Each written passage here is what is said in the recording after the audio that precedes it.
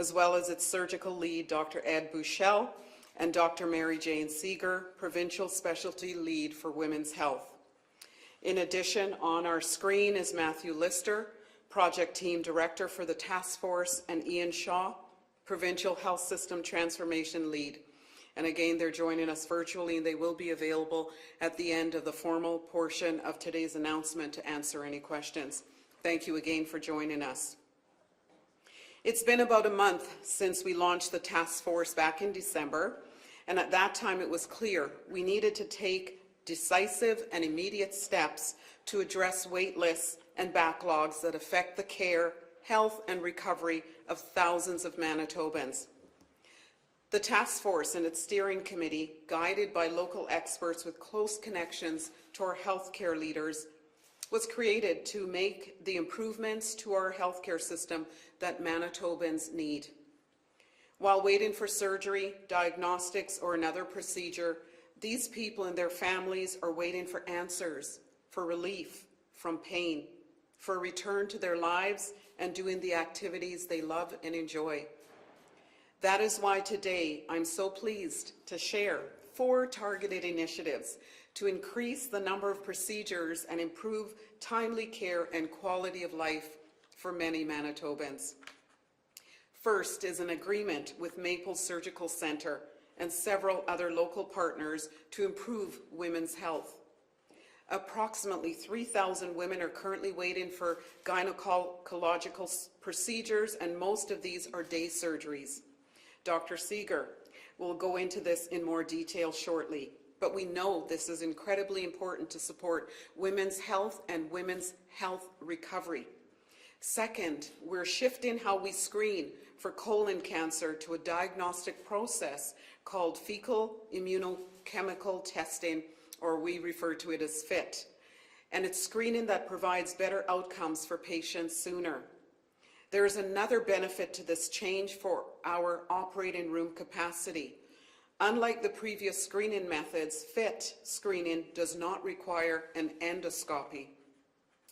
As a result, FIT screening will not only allow for faster diagnostic screening for colon cancer, it will also free up more operating room space for other procedures.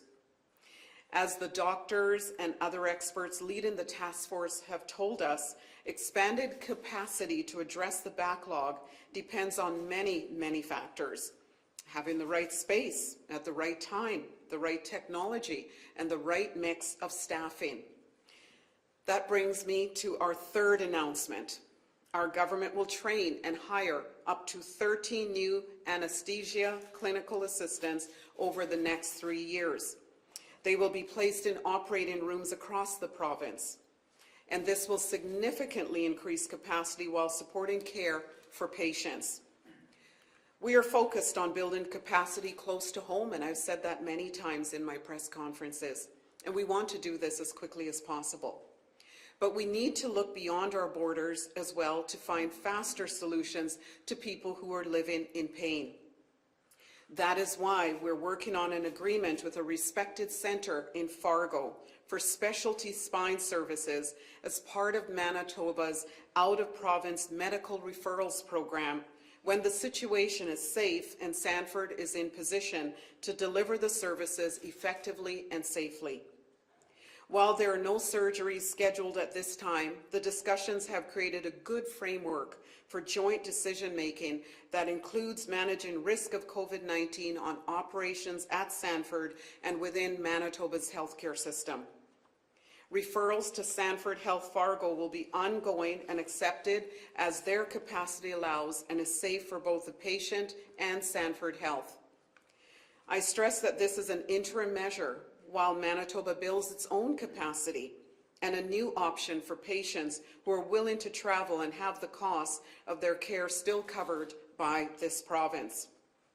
Taken together, these are important first steps, and I want to commend the entire task force, the steering committee, and our partners for what they've accomplished thus far. With that, I will call on Dr. McDonald to speak as the chair of the steering committee.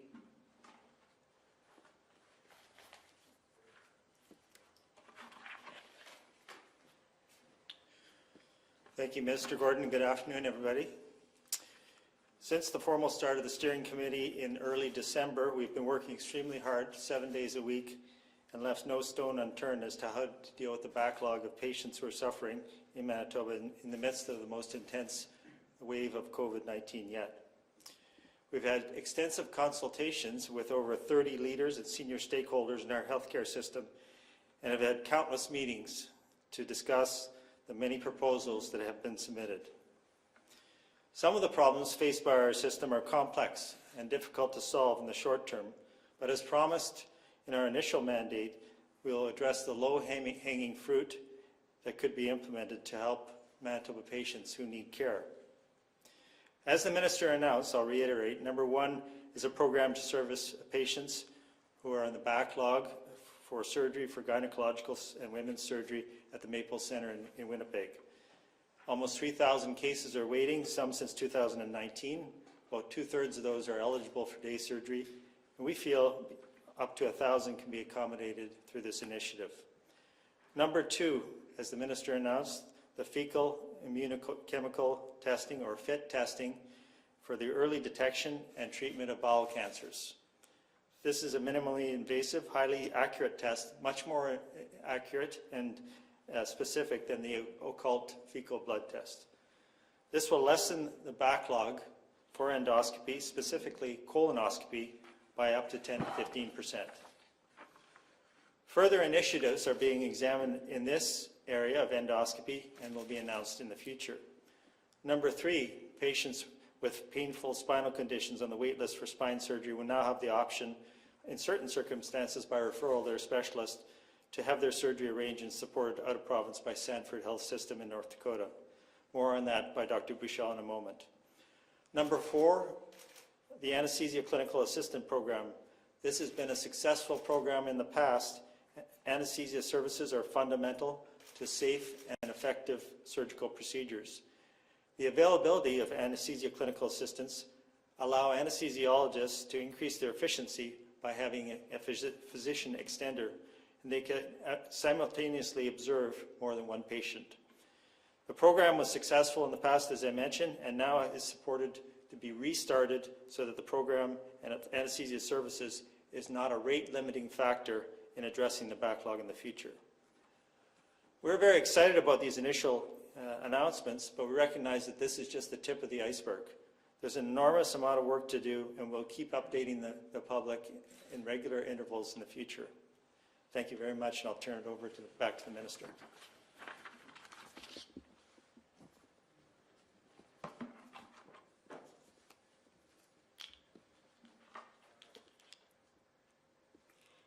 Thank you, Dr. McDonald, for those comments. The targeted initiatives that we're announcing today will significantly increase capacity and reduce wait times. Though the Diagnostic and Surgical Recovery Task Force was announced this past December, work to address the backlog began well before that. So last October, I've mentioned previously, we completed our 5th request for supply arrangement. To date, $13.7 million has already been spent and allocated, with 8,300 procedures contracted, $8.1 million for the first 4 RFSAs, $5.6 million in service delivery organizations on priority procedures such as hips, knees, and cataracts. And let me assure you, there is much more work to come. The task force is continuing to find solutions that build capacity and provide the timely care to Manitobans. You can expect to hear more from us in the weeks ahead. Before we wrap up today's announcement, I want to speak directly to Manitobans who I know are waiting for their procedure, whose lives may be in limbo or who may be in pain. You have every right to be frustrated and skeptical, because we all know that COVID has put extreme challenges on our healthcare system. And those challenges have made these backlogs even worse. But I want you to know that supporting you is at the heart of all of this work and all that we do. That in every conversation I have with the members of the task force and the steering committee, it always comes back to you. Your experience, the timeliness of your care, how quickly we can deal with this backlog now and to build a better system for you in the future. There is hope, and we will deliver on this commitment to you. And now I will pass it over to Dr. Buchel.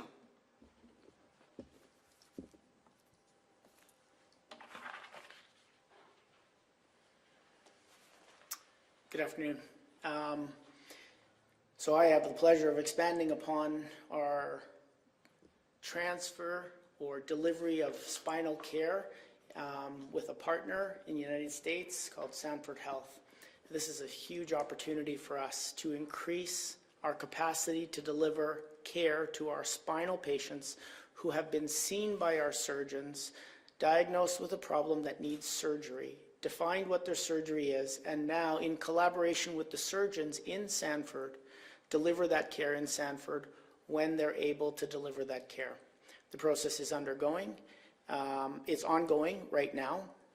The start date is still to be determined, but the care for people on their wait lists needs to happen now while we are developing increased capacity in our system to treat spinal patients and other patients in our province. So this opportunity that we have developed over several months in a controlled fashion with our surgeons and with the surgeons and care providers in Sanford is an opportunity for patients to get the care they need in a much more timely fashion than we're able to deliver right now. I want to specify that we haven't defined exact start times, but the care of patients on our side and on Sanford's side is what's being considered right now in terms of starting time. Thank you.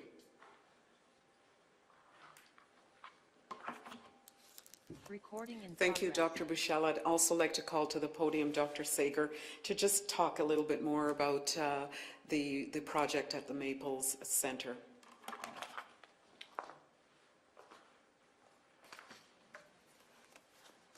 Thank you, Minister Gordon. It really is exciting to be able to talk to you about some plans for the women that are on our backlog that have been created by our ongoing pandemic.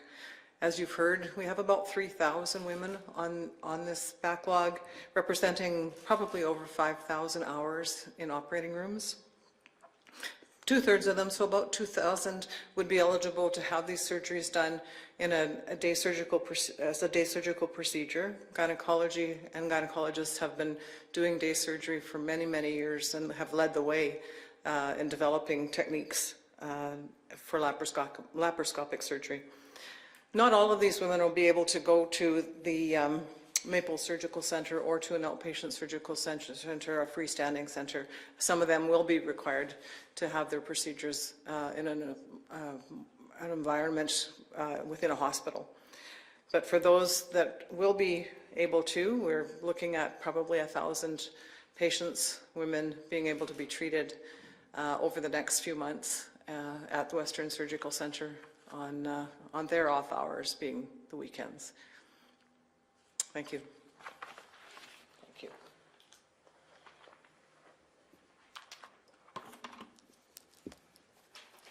Thank you, Dr. Sager, and all the physicians for joining us today, and we are now available to take your questions. Questions in the room, and then we'll go to the phone. Questions in the room first? Go ahead. Hi, good afternoon. So for the Sanford agreement, can you talk about the cost to the province, the number of patients that you hope to have treated there, and what it will cost per patient roughly? So at this time, discussions are still ongoing, and all the costs associated with the initiatives that I shared today is all being handled within the budget that was announced in Budget 2021 for the task force, and that was $50 million. So all of this work is being covered financially under that budget allocation. And the number of patients that might be eligible for this care arrangement? So we are in discussions with Sanford. No final amount has been decided upon. As Dr. Buchel mentioned, we want to ensure the safety of our patients as well as the patients at Sanford and in the community that they serve. We're all going through Omicron right now at different stages, and we want to ensure that both our province as well as the locations that Sanford serves is able to handle the needs of their respective, of both respective communities. But do we have an idea of the number of eligible Manitobans who could be, could take this option? Do you want to take that? Yeah, so these are patients who are already on a wait list, so they've seen their physicians, they've been referred to spine surgeons, they've been evaluated by the spine surgeons, and we have them on a wait list for a defined surgery. It's not our most complex cases, it's not our outpatient cases that we still have capacity to do. It's this group in the middle, and that tends to be the people we put on wait lists, not our life-threatening and not our very easy, but it's in the center group, and it's a large group. That is, you know, if we talk about thousands of people on wait lists, there might be a few hundred that are appropriate to have been seen, who would be asked if they would be okay with going down, and then be able to be transported safely and undergo safe surgical procedures that we're comfortable with as surgeons here in our province with our patients, referring them down there. So it would be a few hundred, not thousands. Okay, thank you. And are there any other patients that are being considered for out-of-province treatment, perhaps cardiac or folks who need brain surgery? So we don't have any plans right now for any other surgical procedures to go down to Sanford right now.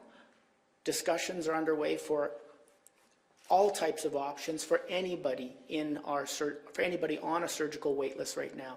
It may include our own resources being used in our province. It may include going to other facilities in the U.S. or in other provinces, but right now we have no definitive plans to move any other surgical cohort down.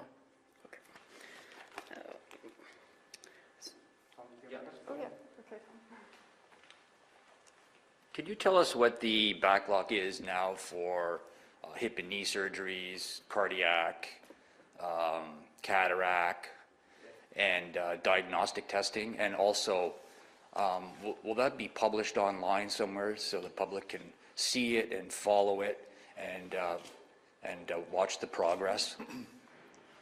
Yeah, for hip and knee surgery, we're talking upwards of 6,000 patients. And just keep in mind, we service in a normal period of time that's not pandemic, we can operate on about 5,000 in the province per year.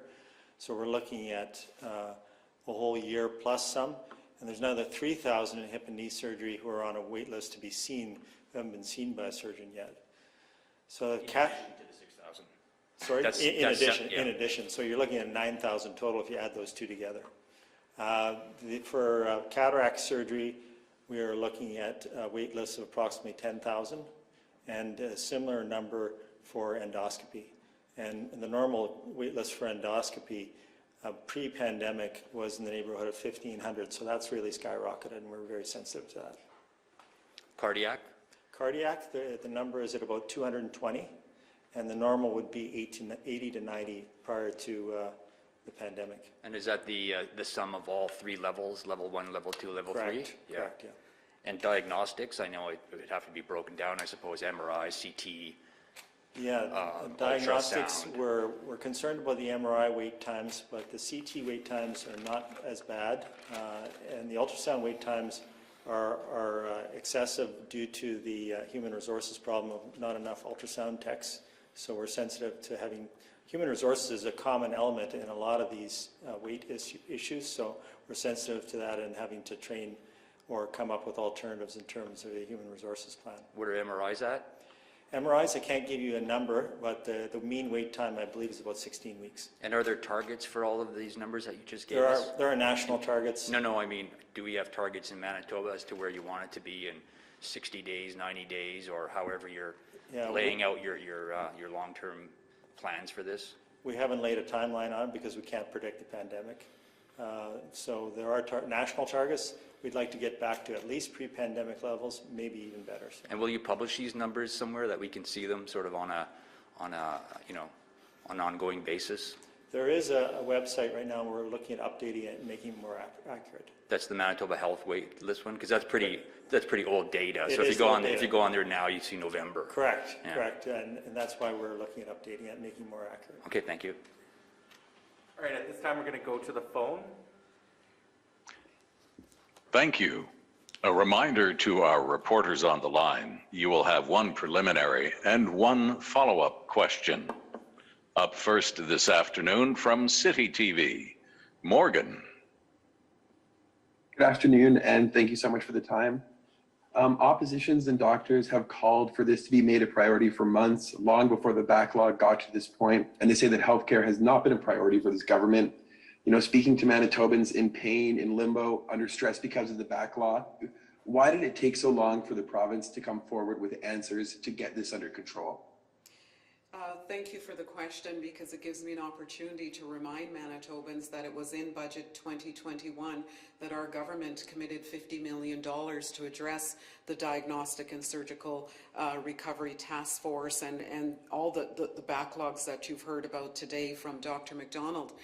But I want to assure you that we were doing many initiatives before the task force was announced in December. I referenced the request for supply arrangements and our ability to use those arrangements to provide Manitobans with cataract surgeries, hips and knees. And so I just want to assure Manitobans that steps were being taken before the task force was announced to address the backlog.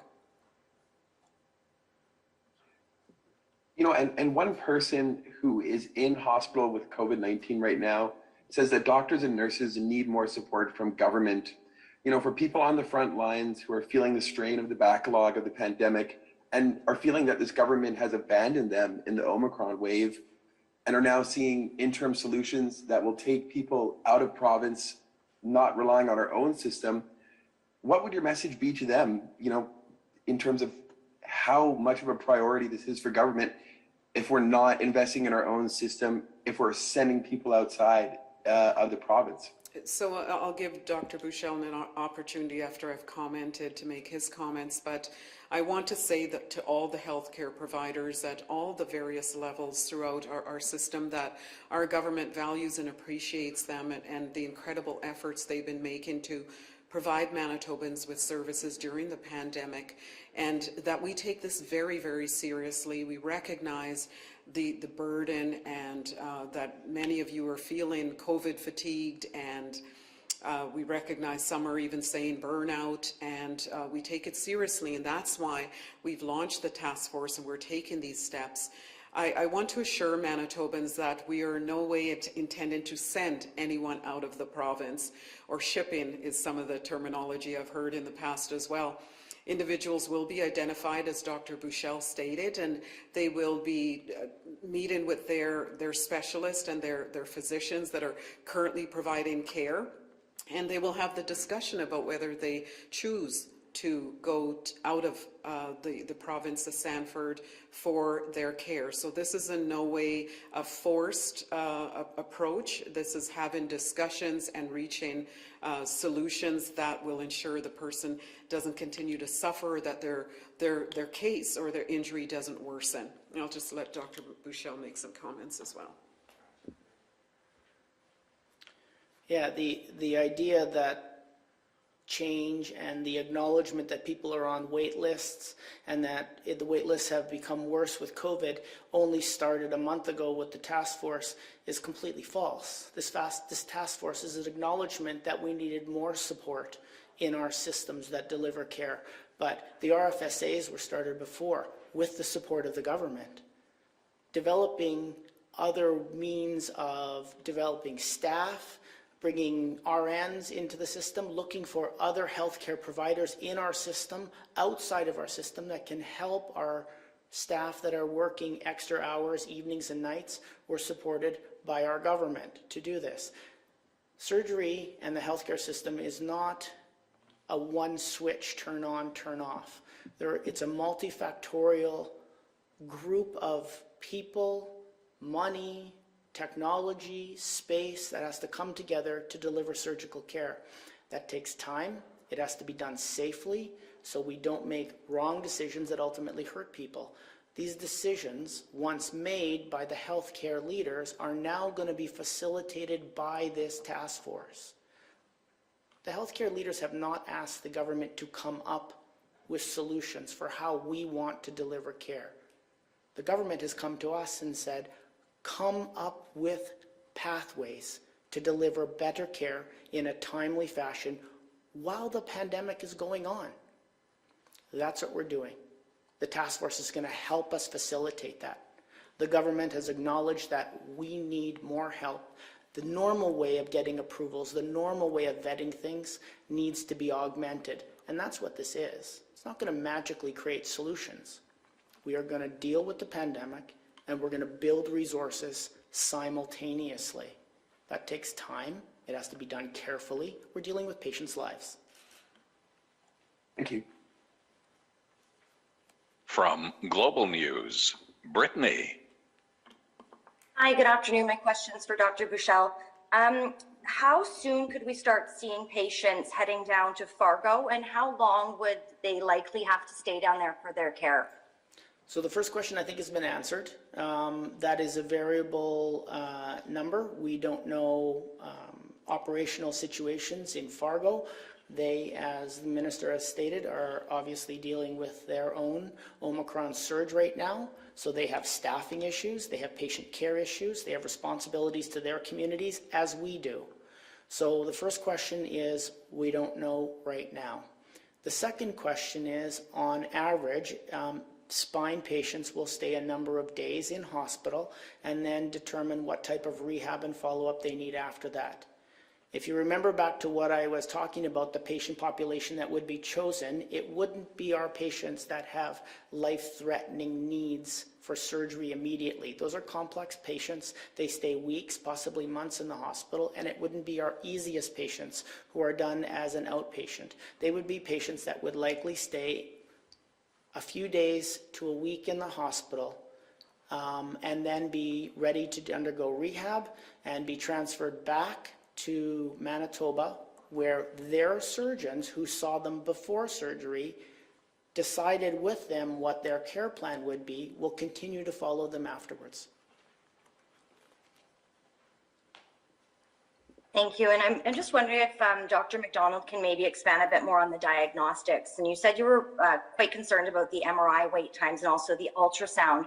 What is the best way that we're going to be able to address that? Is that really a matter of having to wait until we have more people trained, or is there another way we can start hitting those targets earlier? Well, it's very similar to surgery in that you need space and infrastructure, but you also need human resources. With the MRI problem, it's more of a space and infrastructure. So we need more MRIs in the province. Dr. Essig is the provincial lead, has come to us saying that. So the plans are underway to expand capacity on a temporary basis and B, on a permanent basis. So yeah, we need to expand the number of MRIs in this province. Does that answer your question? Yes, thank you. I'm just wondering if kind of how many we have now and what we would be looking to expand to.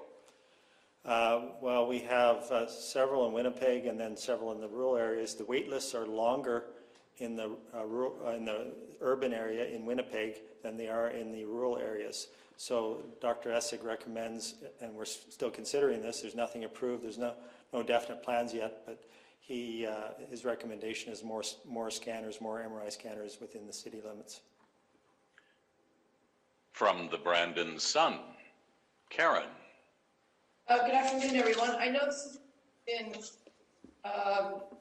answered in a way, but just getting back to investing more in our own province. This is something that's been going on for several years, and the pandemic has just exemplified how stripped back the medical system.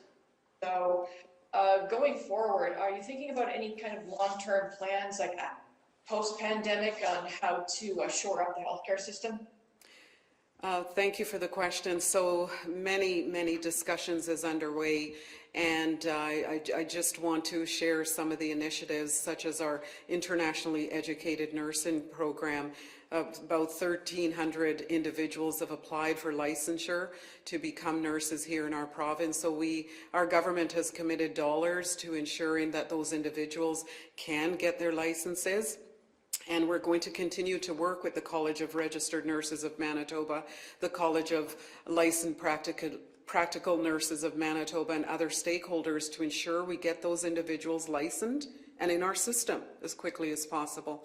And we're going to continue to work with Shared Health and the physicians that are here that are working with us so closely on the backlog to identify what needs to be done long-term in terms of staffing. We're looking at many innovations across the country that are in place in other jurisdictions around different staffing mixes. I think Dr. Bushell might elaborate a little bit on that, but looking across the entire system as to what we can do to ensure that we have the right supports right here in Manitoba to provide Manitobans with the care that they need.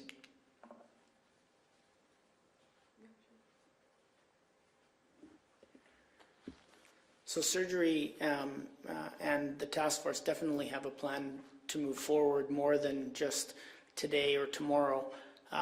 It's weeks and months in the planning. Again, I'll go through this, that surgery needs space, infrastructure. Surgery needs staff. Surgery needs surgeons and anesthetists, and surgery needs systems.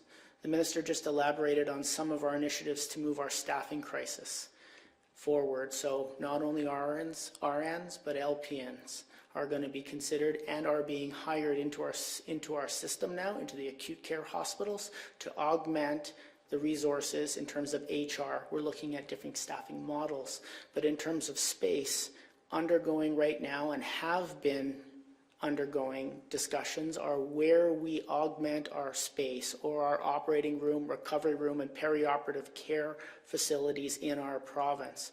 Surgeons are being recruited. You just heard about the ACA program. None of these take a day, a week, a month to develop, but they're being announced now because we have thought about them and there are more to come. The last thing is our systems. As has been approved by our government already, and has been asked by different reporters, where are your accurate numbers? Where are the numbers of the people on the wait list? How do we balance the people on the wait list with our resources that we have? We need a surgical wait list information management system, or an ability to track the resources we have with the care we need to deliver. That has been approved. It is moving forward. It has gone through the RFP process. It is now going through its evaluation phase with our care providers and the people who deal with those information systems. We will hopefully have a decision on that system within a few months, and implementation hopefully by spring or early summer. That's a significant portion of our plan to move forward and make sure nobody falls through the cracks. So we are looking at staff, space, surgeons and anesthetists, and our systems, and we're doing them simultaneously while we take care of people who are on the wait list in the best way we know how. Okay, thank you for that. And just maybe getting back to the spinal surgery, you've already said about 300, and making sure that so far it's only 3. Have there been any further discussions about perhaps more heading down to Sanford in the coming months? I'm going to turn it over to Ian Shaw and give him an opportunity to comment on discussions that are being held with Sanford. Ian. Thanks, Minister. Thanks for the question. As Dr. Bushell said, the patients that have been identified or instances in Manitoba that may qualify to do this work. We have been working with Sanford in the context of what's called the Manitoba Out-of-Province Medical Referral Program. This is a process that's been in place for over 40 years and has been used to manage patients in other jurisdictions across Canada and in the US. When patients are identified for those services by their referring specialist, Manitoba has typically negotiated those relationships on a individual basis. In this case, earlier in the year, this was identified as an opportunity by surgeons to work through a relationship with Sanford, and we've been working with them to develop a structure and a process to manage patients, coordinate their care, and have their pre and post care delivered. This process is flexible and it allows for us to manage the patients together. We're in the final stages of that as we take steps with Sanford to identify patients with the referring specialists and care providers on the other side. There will be updates provided going forward. Thank you. From CJOB, Rosanna. Hi there. How close are you to creating and implementing a centralized information management system? Might want to answer it again. Yeah, I'm sorry if I wasn't clear the last time, but that's what we call our SWIM system, Surgical Waitlist Information Management System. That was deemed as a necessity at the start of the pandemic, even before the pandemic. That has gone through an RFP process. It has been approved to proceed.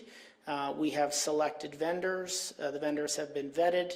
We are in the final stages of reviewing the applications with the assumption that there will be a vendor chosen for surgical waitlist information management, e-consult, and e-referral. And then with final decisions being made in the next few weeks, with implementation starting and hopefully completed spring to summer of this year. Great, thank you. Minister Gordon, we've heard a lot about adding extra nurse training seats across the province. Are there any discussions about increasing the number of doctor seats, physiotherapists, occupational therapists? So, what I want you Manitobans to know is that nothing is off the table. So we're having discussions with the task force, we're having discussions with leaders in the health system, and right now we are focused on our nurses, but that doesn't mean we're not looking at other professionals within the system. So at this time, there hasn't been any discussions regarding physicians, but again, nothing is off the table going forward. From CBC Radio Canada, Julien. Good afternoon. I was just wondering if you could clarify and specify why the Maple Center was the best choice for the women procedures backlog. I'll let Dr. Seeger comment.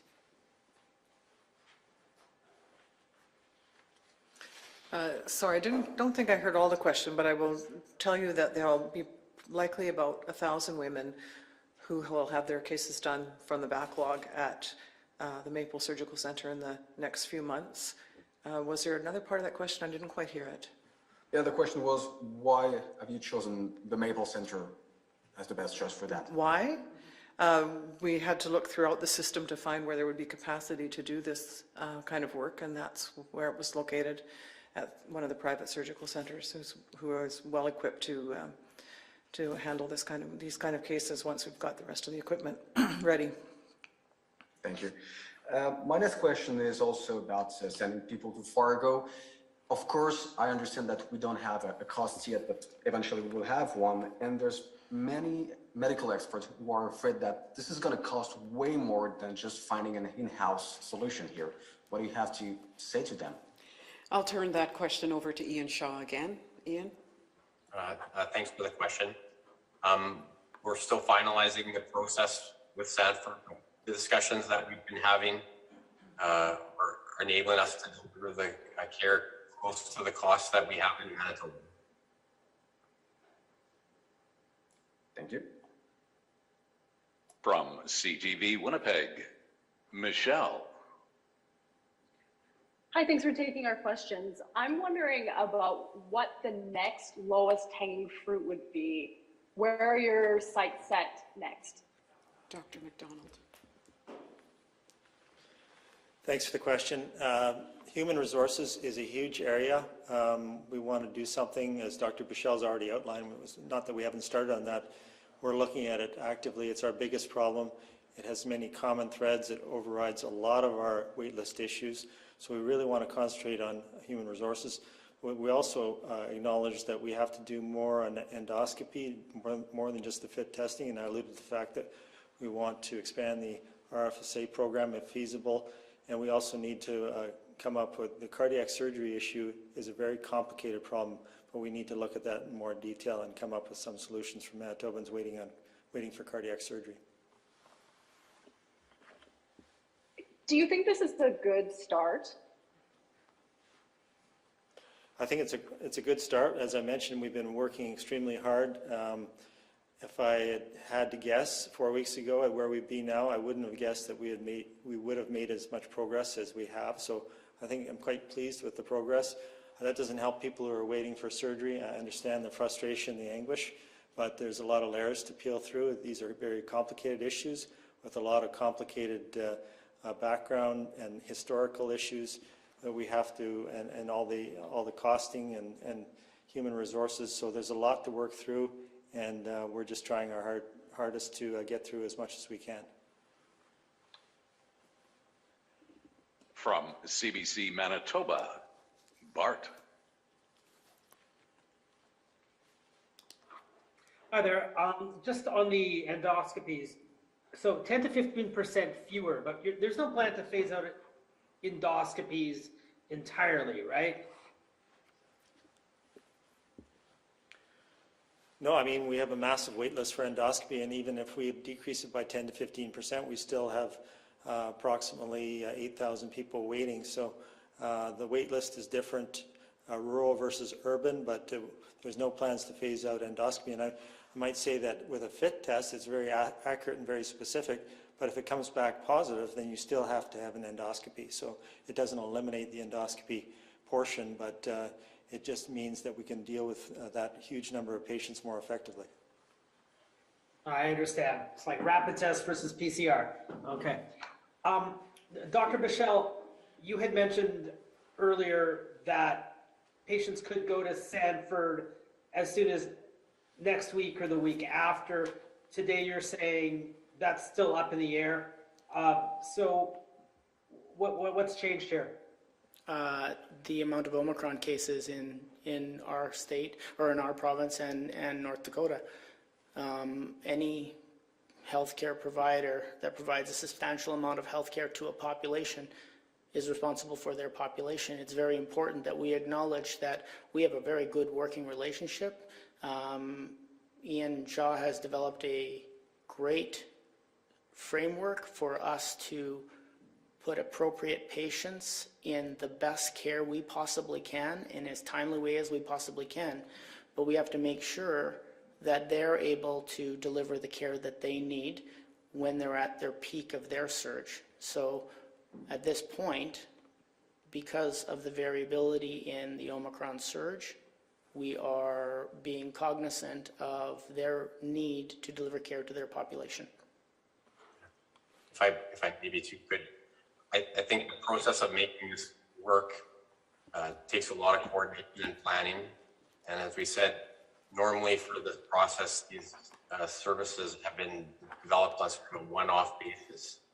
And so what we've been in the process of working through with Sanford since the spring as a process for managing the patients together.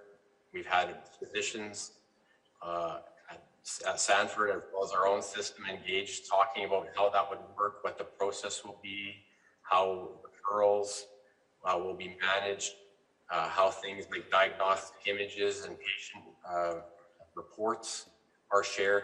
And I think the key point is that it takes work to get those things established in place and processes activated.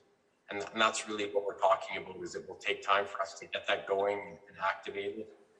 Our plans are not to do this full speed right off the hop. Really, the idea will be to work through this with a number of patients together. Sanford has been a very great partner to identify opportunities for us to do that when they're ready to deliver care, and we'll be working with the referring specialists in Manitoba to identify patients to the program and sort of coordinate and plan the schedule for the services out over the short term, but then over the several months that the time frame that Dr. Bushell was talking about for this agreement.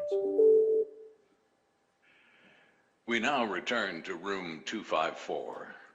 Time for a few more questions in the room. You spoke about recruiting surgeons. I was hoping you could discuss more about what your goals are for adding surgeons, anesthesiologists, other folks to support surgery in the province over the coming weeks, months. So it becomes a numbers game. If we're going to go 20 to 25% over capacity to catch up on our backlog, you can only ask nurses, doctors, anesthetists to be in so many places at so many times. We acknowledge that. We're starting a recruitment, targeted recruitment of surgeons, anesthetists. The ACA program, the LPN program are all coming together simultaneously.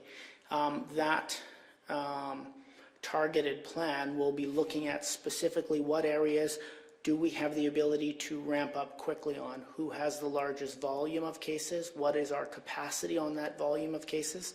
So if you're looking at what we're going to need, the wait list kind of tells you what we're going to need. We have spine patients, we have arthroplasty patients, we have some cataracts, but we also have our general population of surgical patients that we need more physicians, more nurses, more anesthesiologists to work as a team together.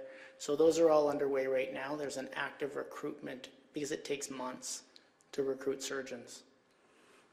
Have you set any preliminary targets for adding surgeons into the system?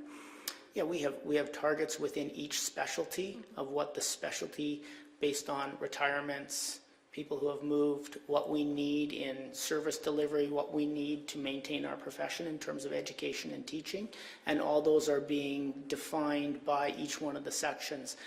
There's a list that's kept internally, supported by each one of the leaders in their section, but we don't have defined numbers exactly.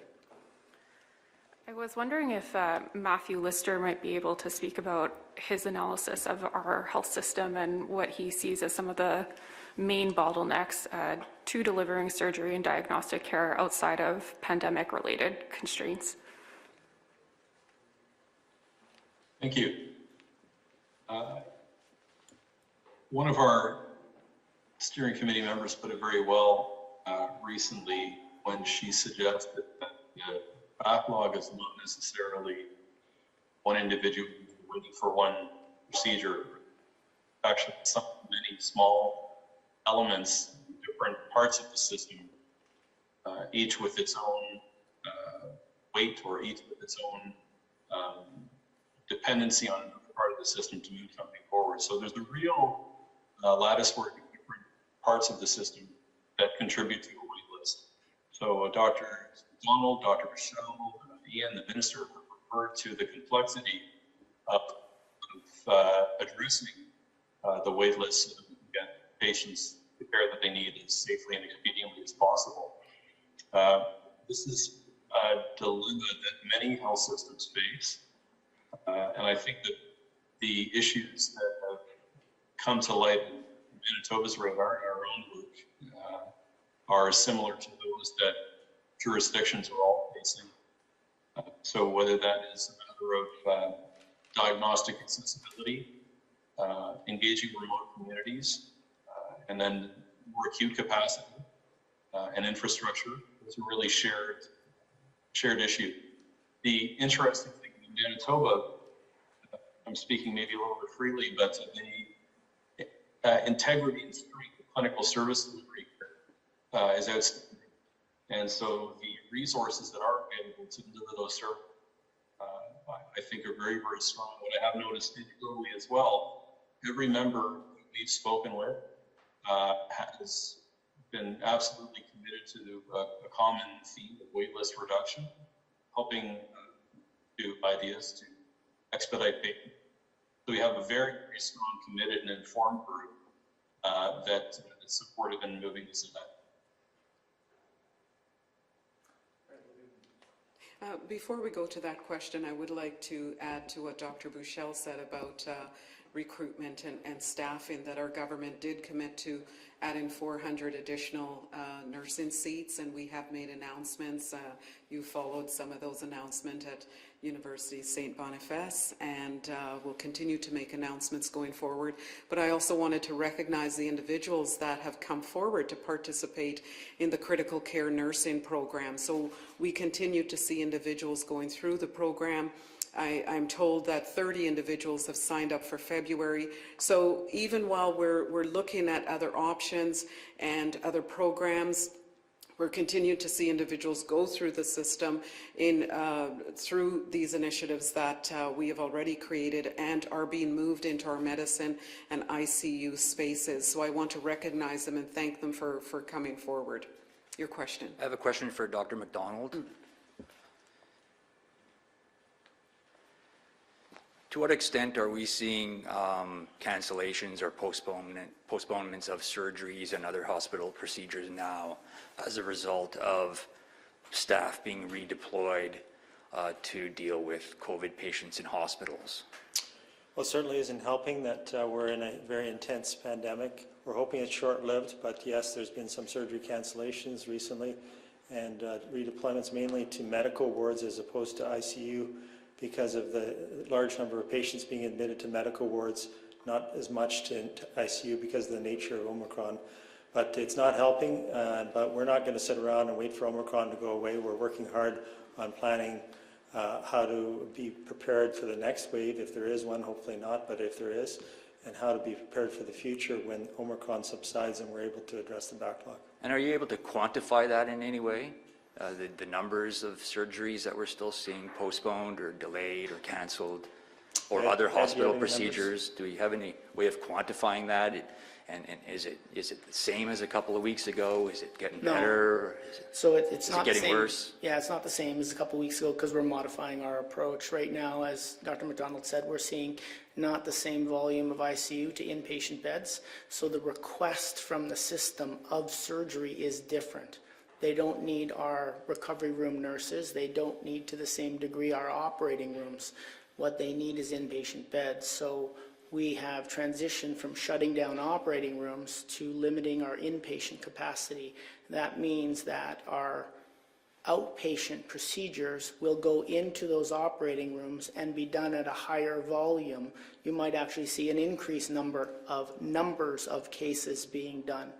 But we have shifted from inpatient cases that require inpatient beds to outpatient procedures as the requests from the system change of surgery. We modify what we do to maximize our ability to continue to deliver care. And so you're using more surgical beds for medical bed needs? Yes. Needs?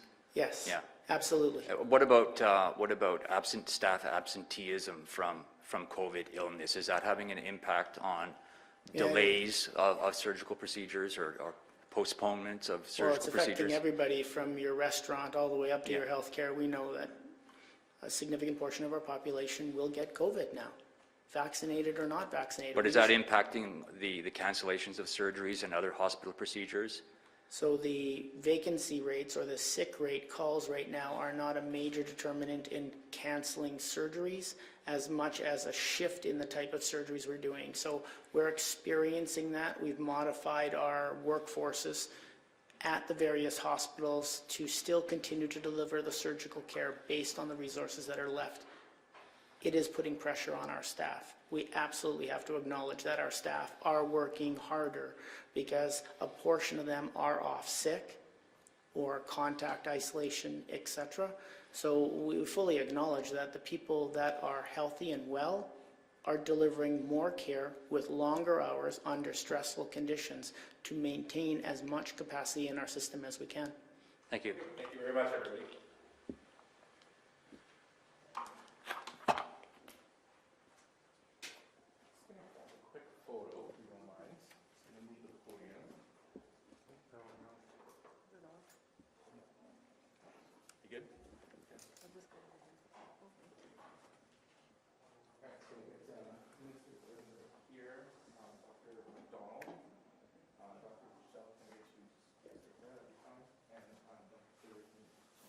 side if you like.